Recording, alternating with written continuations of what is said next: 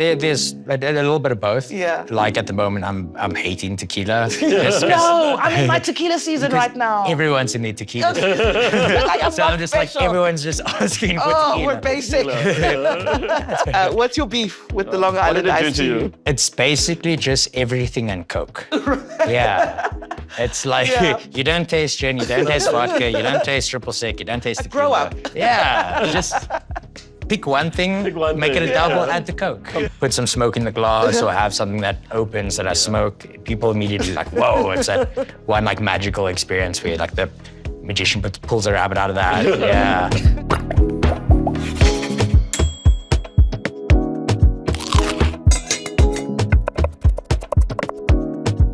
Welcome back to What's the Difference, a WOOLWORTHS podcast where we get curious about the craft, passion, and little details that make extraordinary people, well, different. I'm Steve Steinfeld. And you're extraordinary, Steve. Sib, so are you. I'm Sibongile Mafu.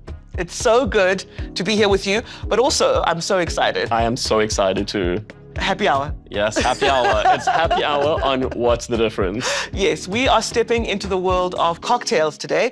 Not the 2-ingredient, add ice and pray for the best kind of cocktails. Is that what you've been mixing up? Yes, every December. But the kind that tell stories, theatrical pieces, little drinkable artworks made by liquid chefs. And that's because our guest today is one of the most creative forces behind a bar in South Africa. He has a host of accolades behind his name, including Diageo World Class South Africa 2022 winner, Bartender of the Year at the 2024 Angostura Bar and Beverage Awards, Bartender of the Year at the Lux Restaurant Awards 2025. It is JJ Hendricks from Fable. Oh. Hi, JJ. How you doing? Nice to see you in the daytime. Well, thank you for having me, guys. I think I recognize you. A little bit, yeah. Not so dark. I actually wanted to ask you, before you show us what you have in front of you, do you only work in the evenings? Because do bartenders have daytime gigs? When you get into the more higher level of bartending, I think you're working just 24/7. Yeah. It's like you wake up, have these deliveries that you need to order and like get in, and development that you're doing when you're back at home, because your mind never stops thinking about these like creative things.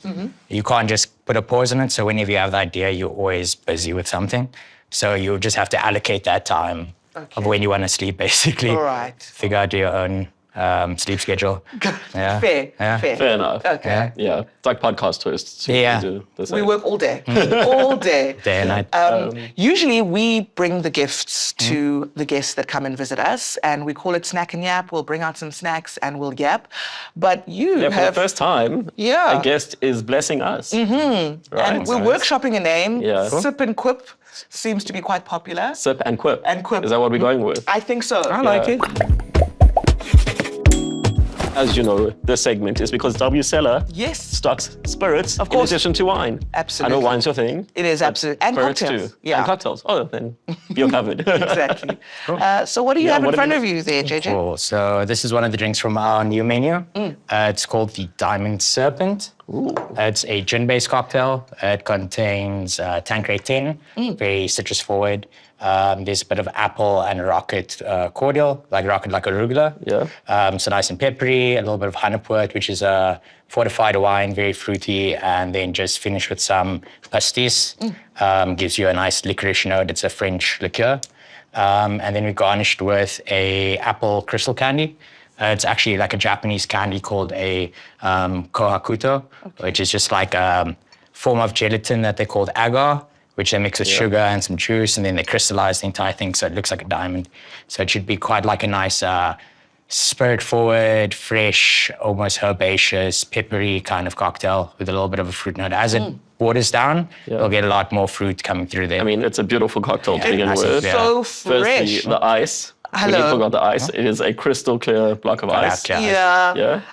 Cheers, JJ. Thank you so very much. I love the little sweetie on top. It's so pretty. The little green. Do I then just sweet have it at the floating end? on top, yeah? I would like probably go for it halfway through, just so that it doesn't affect your palate too much. All You right. can then have the full flavor of the cocktail and then how it affects you after. Because as soon as you eat, it's like brushing your teeth in the morning, then you Yes. can't taste anything for Yeah. the next hour. But also it's like a I love our reward. job. I know. Sorry, just interrupting there. Yeah, no, it's like a reward at in the middle as you work through the drink. Very fresh. Thank you. How much is it on the menu? Because I'm fighting for my life out there, paying for Paying for cocktails, cocktails in these Cape days. Town. Hey, I'm working to afford a drink. That is getting quite hectic.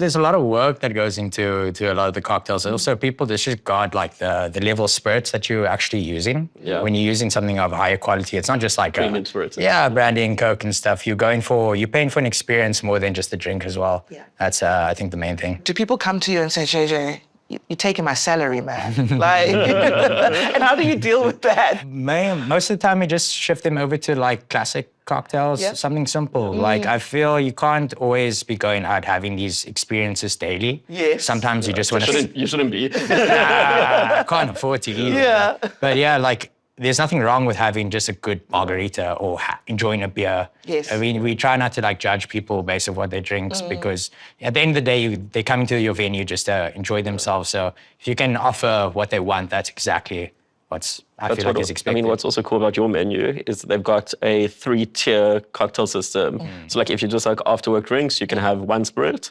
If you want Okay. something fancier, and if you like balling, you can go for the top one. So you can have, and it's, I think a few classic cocktails are done that Yeah, way. it's about 5 or 6 of them. Yeah, so that that's you can quite cool. choose what spirit you want. That depends on the price point and. And you find that system works. It helps a lot actually, because you find a lot more people coming in for like after work drinks, going for Yeah. like the more like more affordable category of drinks, and then you still have that ability to showcase spirits to other people who are interested. Yeah. Oh, maybe try this margarita with a different spirit like mezcal or something like that, just so you can broaden the perspective of drinks. I think we should start the full-on interview process. I've started. I don't know where you are. Unlike Snap and yeah, I don't think for Sip and Quip we're going to be taking the Hey? drinks off the table. No, yeah, because I'm enjoying it. I'm loving it. So JJ, let's start at the beginning. I mean, because nobody wakes up at like 6 years old and is like, Mom and Dad, I want to be a mixologist. So I don't think that's what happened. How did this come to be?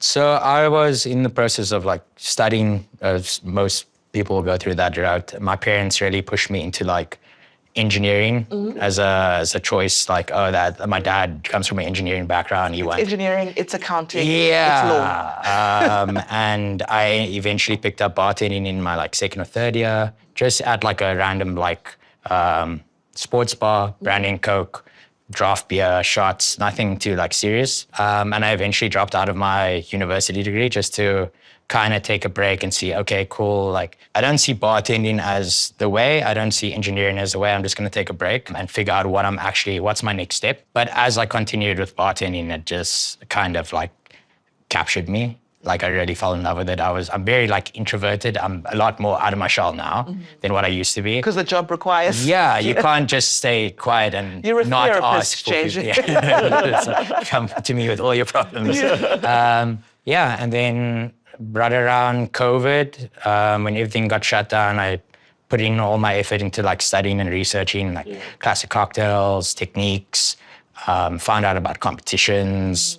I worked a very like low level cocktail job after that, and then basically found my way into the competition scene, and from there got scouted for Fable. And that's kind of. But like, at what point do you go from I'm just going to be like a mixologist or a barman to I'm going to be the barman who makes like color-changing cocktails in custom-made vessels inspired by South African ghost folklore? Like, how do we Where get does from it get to that point? How do we get from engineering to mixology to that? I think like I've always liked being creative. Like as a kid, it's always like breaking down like cereal boxes to build skateboard ramps for your mini action figures, or your mom's cooking in the kitchen. So there's all these different spices and fruits and influence of that. So I feel like when I went into the real like craft cocktail scene in Cape Town, there wasn't anything like super experiential. So maybe one other bar that was doing it at the time that are still doing it today. And I just wanted to kind of see where I fare amongst those bars and what I can actually push and what can actually become popular or like send a message like through the whole thing of storytelling. There's really odd ways that you can tell certain stories really creative. Are you dreaming them up? They come like randomly. Like honestly, like you can even be like walking through like the store and see like a flavor on the shelf, and you're like, cool. It's soda, but I want to turn it into a cocktail. Or you see a piece of like clothing in the store, you're like, okay, cool, those colors, I can see him working in a drink. Yeah, like you can go like any direction, literally. That's terrifying for me because I've done that just as a regular person where I'm like, this could work. Let's try mixing this and that, and it's a disaster. For you, are there a lot more misses than hits or hits than misses?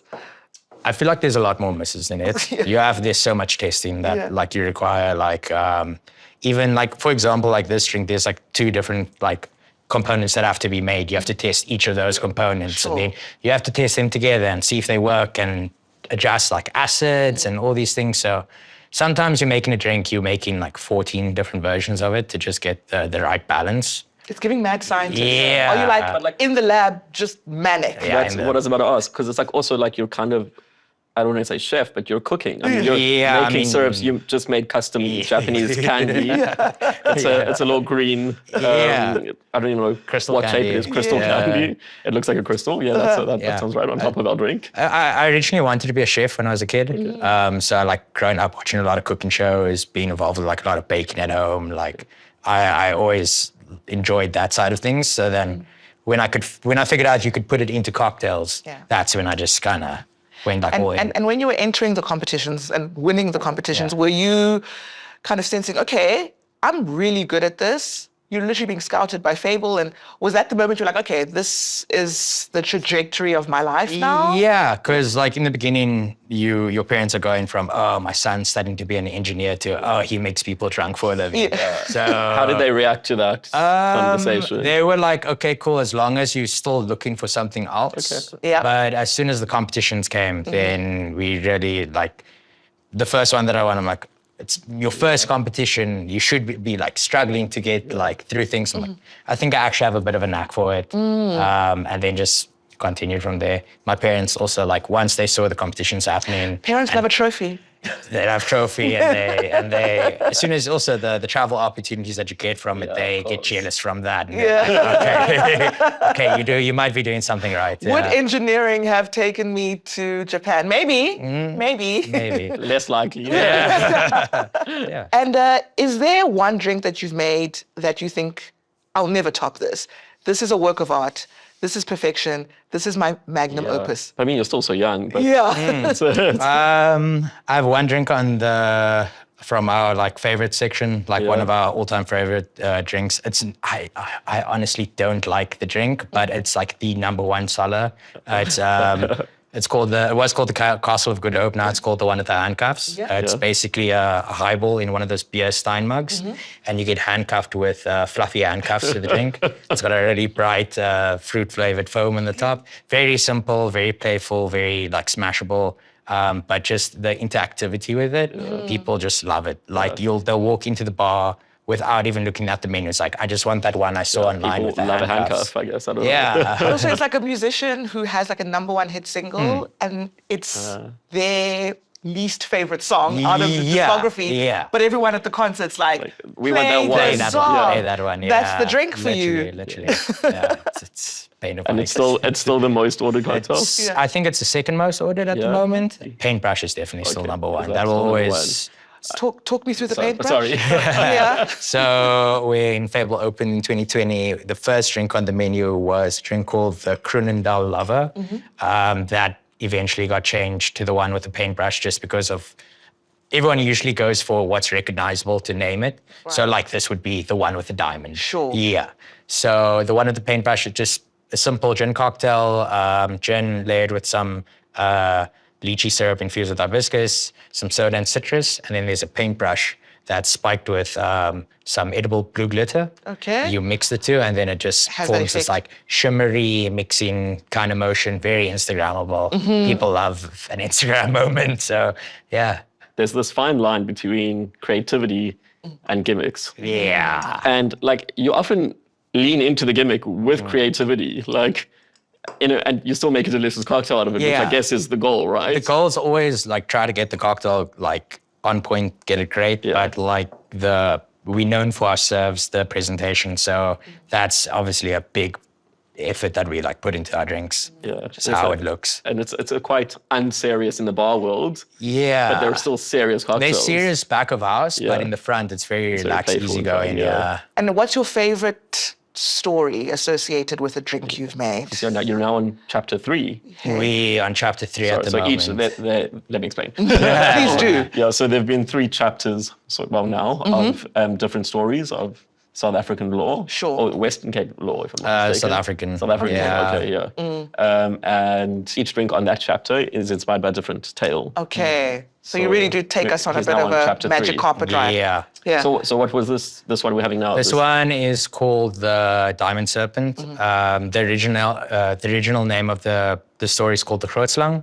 I just changed it just because easier to pronounce. Yeah. But it's basically a story of in the beginning when the gods created all the animals, there was one animal that it created called the Grootslang, which was basically a combination between an elephant and a snake, this giant being that was hyper intelligent and all this stuff. And the gods realized that this was a mistake. We shouldn't have made this thing. So they split it up into its components, the snake and the elephant.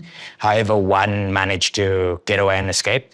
And it's in Richtersveld. That's where the tale takes place, in a little cave called the Wonder Hole. And this snake basically sits in that hole and guards its treasure, all these jewels and diamonds, and tries to coerce thieves and people to come in to like take and steal all the treasure. Yes. But then to their demise, they just get trapped. It's like an African dragon story in a way. Yeah, Like, basically. There's a lot online about it. Like some of these stories are very obscure and they have like 5, 6 different like methods of telling the story. This one, you could find quite a bit of information online. Yeah. And you enjoy kind of going into the rabbit hole. Yeah, you go deep because you get a lot of inspiration from the stories. Often when people just say, make me a drink, then you're like, I got nothing to base this off. But if you're like, okay, make me a drink based off like summer at the beach, that's easy. You go fresh and like tropical or something like that. Make me a winter drink, you'll go more boozy and spirit forward. Sure. Whenever there's something to work off, it makes it a lot easier. Yeah. And the visual storytelling too, in terms of just how beautiful it is. What they look like. You know, I mean, we drink with our eyes first, of 100%. course, and you know, people can be very strict around that too. If my drink is looking ugly, it's probably going to taste ugly. Yeah, it's that first perception. If it looks good, you think it's going to taste good. So. Yeah. And for you, how important is that for you to make the drink look good? Because also, I mean, gosh, it's got to taste good too, but are you pouring too much energy into the visual side and you kind of neglect the taste? But you can have both. I mean, this man is a prop maker. Yeah. Like, he could be in movies. Designing sets, You should little see sets in a glass. some of the things that he has like made that you go there and you're like, oh, where did you get your giant Pac-Man from? Yeah. And he's like, oh no, I made it. And you're like, what? Like Sorry, even- that's another cocktail. Yeah. Clearly I've been to Fable. But it's a bit too much. It's giving fanboy, Steve. My gosh. I'm a JJ fanboy for sure. Yeah. Even this drink comes with the serve. I just didn't want to like have too many components. Elements, right. But like everything you'll get there will have some form of interactivity or a visual component added to it. This is just the drink itself. Yeah. Right. Yeah. What's the serve? I want to kind of keep it secret for the, when people come in. But there visit. is a snake involved. Okay. Yeah. I'm going to leave it at that. Terrifying. So we've done some deep digging, and we found out that rum is your favorite spirit. Yeah. Oh, really? I would not have guessed that. It's your choice. Yes. Why? You don't get a lot of it, like good premium rums in South Africa. Like the market's not like big enough for them to want like the more like interesting like. Complex. Yeah, everyone just wants like rum and coke rum, Sure. basically, or cocktail mixing spirits. But you can do so much with rum. It comes in like multiple different forms. So you have your light rum, which will be used for fresher cocktails. Then you get more your aged style, which then you can use like whiskey or like bourbon. There you can make old fashions. It's very a versatile spirit. There's a rum that tastes like every flavor under the sun. Yeah, it's a very workable spirit. That's why I enjoy it. I mean, for me, just as a layman who enjoys drinks, I have seasons where I'm like, oh, no vodka for me this year, or gin is so Yeah. dated, it's so over. boring. Yeah. And then, I'll come back around. Is it the same way for you, or, they are just kind of spirits that you consistently love and work, and others that you maybe have a love-hate relationship? There's a little bit of both. Yeah. Like at the moment, I'm hating tequila. No, I'm in my tequila season right now. Everyone's in their tequila. I'm So I'm just like, special. everyone's just asking for tequila. We're basic. That's great. Tequila is lovely. I love tequila. I love agave spirits. It's just, it's you go through those phases. Like it's sometimes what you like, enjoy. yeah. But Like it's especially like season, like during the seasons changes. Summer you want something a bit more fresh. Maybe you go for a gin and tonic, a margarita. And then in winter you're gonna go for something a bit more. Which is the most versatile in terms of when you are creating a cocktail and you feel like, I know I'm going to nail this because, this spirit is quite That's versatile. exactly what I wanted to ask, because rum is such a distinct spirit. I would Yeah. imagine that, and your cocktails are so Like, loves a challenge. complex that I would imagine rum is quite difficult to work into drinks. I assume you probably like the challenge. That's such a tricky one. Like I would say gin, just because it can mix with like so many things. When you get to aged spirits, it becomes very specific. Of course. Usually a lot of people aren't as used to the flavors from aged spirits. Vodka is another one that it's literally So neutral. yeah, it's flavorless. So whatever you add to it, that's a cool. I enjoy working with vodka just because I can purely focus on flavor and not have to pair it with something else. So I'd say gin, vodka, those are my two versatile spirits. And you've shared that your least favorite drink is the Long Island iced tea, Yeah. which is a universal favorite for Yeah, many. yeah. What's your beef with the Long What Island did it iced do tea? to you? It's basically just everything and Coke. Yeah. It's like you don't taste gin, you don't taste vodka, you don't taste triple sec, you don't taste tequila. grow up. Yeah. Just pick one thing, make it a double, add the Coke. Like, Completely keep it unbalanced. easy. Yeah. If you had a really, I guess, difficult customer or client and you wanted to impress them and they came into your bar, what drink would you make for them that would make them fall in love with you and the drink you've created? So depending on the person, but my usual go-to, anything with that has a drink with smoke, that always People like that. people love smoke. People love Or some- smoke? yeah, like so if you put some smoke in the glass or have something that opens that has smoke, people immediately like, whoa, it's that one like magical experience where like the magician pulls a rabbit out of that. Yeah. What's your whole take on, like, so you obviously have your consumer-facing clients and Yeah. you've got your industry-facing clients, Yeah. and everyone has and is currently obsessed with martinis. Yeah, which is technically the most absolutely unbalanced cocktail. Yeah, it's just, yeah. Where do you sit on the perfect martini? I love a martini. I feel Gin or like vodka? Gin. Clean, no olive brine, no brine, just a nice twist of citrus, just because I prefer clean flavors. I don't like savory. And I do prefer a 50-50. So that'll be, Oh, so so quite half wet gin, then, half vermouth, just so it's lighter, because otherwise you're just you're drinking drinking 3 whole shots of gin. gin. Yeah.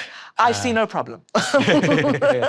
But yeah, no, delicious cocktail. But again, like I feel like you have to place it well. If it's your first drink of the night, you're not going to have a great Very night. good night. Yeah. Well- But if you're celebrating something, definitely like have a martini with your meal or something like that. Yeah.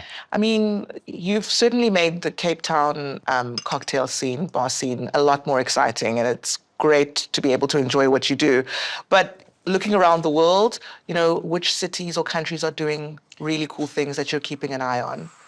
Asia, Southeast Asia specifically, they're doing like crazy things. Bangkok is Bangkok's firing What is at the Bangkok moment. doing? Everything. Hey, Yeah. Just like- trying everything. bars opening left, right, center. I went to a summit in France maybe 2-3 months ago, and there were quite a big community of Asian bartenders that were there.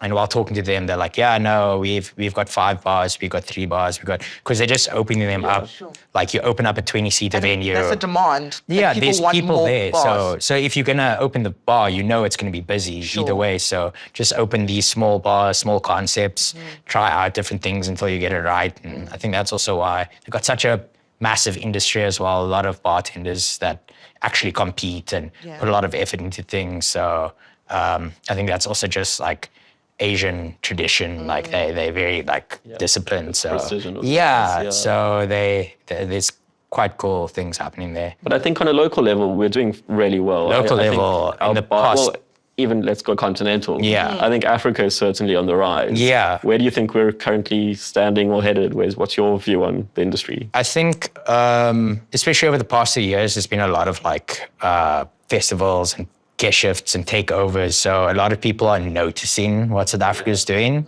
It's still kind of on the back burner, I would say, just because people aren't putting their full attention. Like we don't have as much of a like concentration of bars that you'll have. If you go to Cape, or you're in Cape Town, you 4 or 5 bars. Yeah. Whereas if you go overseas, the options are limitless. You can drive 20 kilometers any direction, find a cocktail bar. So I think as soon as things start like picking up, more cocktail bars open, then we're definitely going to be. So it's almost a density thing that we need to. Yeah, because you kind of have like the same guys from like the whole continent of Africa, specifically Kenya, Ghana, and South Africa. Those are the 3 main ones where it kind of needs to just spread out throughout the rest, because also your consumer needs to be I'm not going to say educated, but like just like used to like exposed to drinking different culture and like options find out what's actually good, because a lot of the times a lot of bars aren't actually making great cocktails and they get recognition for it, whereas you have people like putting in the work and effort. We want to play some. games with let's you. play a game. Yes. Oh, That's yeah, cool. no. Happy hour continues. Happy hour continues. We're calling this game Shots Fired. Very creative. You get the pun there. Yes. You say the first thing that comes to your mind. Don't think, don't philosophize, like, don't. Oh, wow. Steve, you can start. What's the one cocktail order that instantly tells you someone is trouble? Don't say Long Island iced tea. Long Island iced tea with Red Bull. Oh no! Oh, wow. That's happened before. Yeah, multiple times. Wow. Yeah. What drink do people think makes them look sophisticated but doesn't? I think a Cosmo. Oh. Yeah. I think I meant Carrie Bradshaw. Sorry. What's the funniest thing someone has ever whispered to you across the bar? Funniest thing. Whoa. Probably call that guy a slow or something like that. Not like a slow, but like tell him. Okay. Yes. Jeez. Yeah.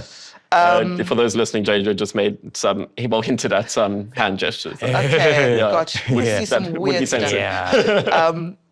Actually, I want to add this one. What's the weirdest thing that someone has cried to you about? Because, you know, a lot of people can tell you all their secrets. Fables for vibes, not crying. Listen. I'm sure it's happened. Right? There was a lady maybe like 2 years ago. She broke her whole bottle of Chanel No. 5 at the station in front of me, and Yes. just was crying the entire night. Just like my Yeah, Chanel. the entire venue smelled Oh, it must have amazing, been- but Well, like, at what but cost? she cried. Yeah, at what cost? Be honest. Can you tell our personalities by what we order? I think somewhat, yeah. You can. Yeah. What do you think we would order? What would Steve order? What would I order? I would say martini. Yeah, but I've also ordered martinis. Yeah. What is it about martini enough. that links Steve to it and makes sense? I feel like, Please, be honest. be honest, Be honest.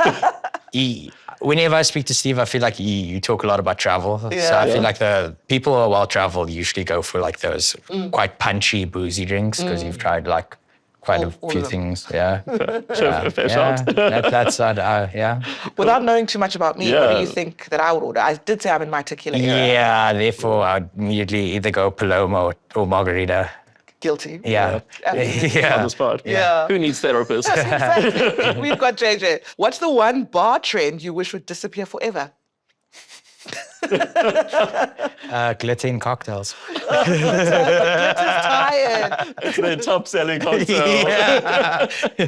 Party is over. Let's clean up the glitter. Yeah. I mean, I feel like you've answered this already, and if you Yeah. have another answer, I'm going to be really shocked. But Okay, cool. what's the most chaotic drink order you've ever received? Chaotic. Yeah. Are people making their own combos? Yeah, they'll change up your entire drink order. Right. I think I've gotten some weird ones, but I think more simple, like when people ask for a lemonade for a Negroni or a Coke for an old fashioned. Oh, Yeah. that's okay. Yeah. And you do it. You have to. You do it. You have to. I guess what drink do you judge people for ordering links back to that. What's your personal red flag drink? Yeah. Red flag drink. Yeah, if you saw someone order a drink and you'd be like, red flag. Probably a White Russian. If you're drinking cream at like 2 o'clock in the morning. Cannot be Something wrong trusted. there. Up to no No, good. dude. And then on the other side, what's the most boring drink people still insist on ordering? Most boring. Yeah. Long Island. Long Island. Yeah, Okay. because again, you can't taste anything. We're not, besides we're Coke, not yeah. going for vodka sodas over here. Vodka sodas are nice. It's I refreshing. agree, but it sounds like I thought that would have been your It's answer. simple. That's Yeah. the thing. But yeah. Simple doesn't Yeah. necessarily Yeah.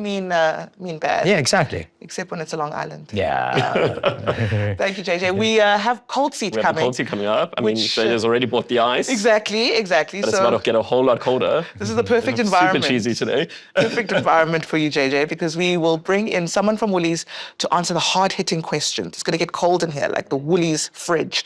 And if you have any questions for them, you are more than welcome to ask. And in the cold seat this week, we have Katie Bailey from W Cellar, Woolworths' home of premium wine and spirits. Katie knows everything about trends, innovation, and what South Africans really want to drink. Katie, thank you for joining us. Please come join us at the table. Hi, Katie. Hey, Katie. Hello, everyone. Oh, yes. JJ. Oh, Thank you so much. For you. Katie is handing over the giant Woolworths gift bags, which seem to be getting heavier all the time. Not allowed to ask any difficult questions. Everyone keeps asking what's inside them. We hope it's a few of your favorite things from Woolworths. Yeah. So, Or from yeah? W Cellar. From W Cellar, maybe I even. fear there may be some good Speaking things. of W Cellar, Katie, thank you for joining us today. What is it exactly that you do there? So I'm the category manager for W Cellar, essentially overseeing wine, beers, spirits. So the full liquor offering. Sounds like a top job. Can't complain. We do enjoy it. And JJ is the perfect person to sit next to you because I know he's got a few questions and maybe a gift. Yeah. Yeah. Just to make sure that you're not Yeah. left out. Yes. Just have a little cocktail over here. Mixologists are so nice. So nice. Beautiful. Yeah. I'm allowed to take a sip. You of are. Yeah, of course. Great. In fact, you might have to because the cold seat is coming up, where's where we ask our guests from Woolworths difficult questions. JJ, you have the floor. The first question? Yeah. Katie, what's one drinks trend do you think that South Africa is a bit behind on and why? Great question, JJ. What are you fighting for back in the lab? Absolutely. So there are a lot of trends. I would say South Africa, we are quite, especially in W Cellar, are quite quick to identify and adopt. And one of the biggest trends, which relates quite nice into the cocktail space, is the ready-to-drink space. So format is cans, and having that pre-mix everything all in one convenience is a huge trend that we are slowly catching up to. And it's definitely the fastest growing, I would say, category in the market. So things like your espresso martinis, but already pre-mixed in your can, easy, ready to drink. So adopting that. Things like flavors like a limoncello spritzers, those fresh kind of flavors. And I'm sure you're also seeing things like that come Yeah, across. 100%. Super trendy. We still a little behind on that, I'd say. And spritzers. I mean, hard seltzers, spritzers, generally we still need to adopt, but we watch the space. We're definitely working on What's it. happening? Are you keeping an eye on what the cocktail bars are doing, and bringing it into your work? Absolutely. So again, it's that beautiful kind of, I want to say, synergy between cocktail bars and then someone like a W Cellar in terms of a retail space. The customer goes into a Fable or a cocktail bar, they have the experience and they want to now go home and recreate it. So again, we want to make sure we have all the solutions for customers. So they want to create that special memory, whatever it be, back home. I mean, listen, I don't think they'll be able to quite do the beginning of that. I think high goals. But yeah, it's basically creating that solution. So taking that experience, we are there to fill the gap so they can go home and create it. And with that said, what's one drink that South Africans massively underrate? Because I feel like there's no greater feeling in your job than giving people something they don't expect and they fall in love with. Great question as Looking well. for some trend forecasting here. Just a little bit, just a little bit. Definitely something we underrate is something like a spritzer. So where you can either buy it ready-made or you can create it yourself at home. So with a spritzer, and I would encourage sparkling water spritzers versus a soda water spritzer, a lighter, finer bubble versus a coarser bubble, generally also source of where the product comes from, etc., and all those goodies. So spritzers are also a great solution for the South African weathers we have here, really warm climate, really nice and refreshing. And the other part that it also really appeals to is where we see this trend that's growing around low and no alc, and the conscious movement around health or conscious movement around just reducing your intake of alcohol. Spritzers also really are a great solution for that. And for you, JJ, you find that you also kind of have to adapt for, what a customer needs or wants, and does it actually turn out to be maybe better than you expected? Yeah, definitely. Sometimes I feel like as bartenders, we overcomplicate a lot of things, and a lot of people don't always, it doesn't translate to everyone. So I find that going those simple, easy options, especially like you mentioned, spritzers, carbonated beverages, very refreshing, easygoing, nothing too complex. It really works out quite well. Especially for like South African summer. Yeah, the more refreshing, the better. But I'm quite interested to know, what are the 3 top South African wines or spirits that would represent South Africa's taste? If that is all you Let's say, sold. yeah, if you could only sell 3 bottles of wine or spirits, what 3 would they be? So if we could only sell 3 things, you're putting me in such a position now, because obviously you love all your children, right? So top, I would say definitely a bubble, something Cap Classique focused. Yeah. Then in terms of spirits, it would have to be a whiskey, and it would have to be a RTD, a ready to drink, something like in the cider space. Yeah. If we can cover those 3 things. I would have guessed that too. Nice. I would have thought beer would be up there. Yes, But beer definitely would be up there, but again, if you're telling me I only love 3 things, Yeah. those are 3 I'm going to go with. 3 of the best. Yeah. There you have it. Thank you, Katie, for joining us. I'll see you in store. And also thank you, JJ. We'll see you at Fable as you whip up something magical yet again. This has been What's the Difference, a Woolworths podcast. If you enjoyed today's podcast, remember to like, subscribe, and share. We're available on YouTube, Spotify, Apple Podcasts, or wherever you find your podcasts. Until next time, bye-bye.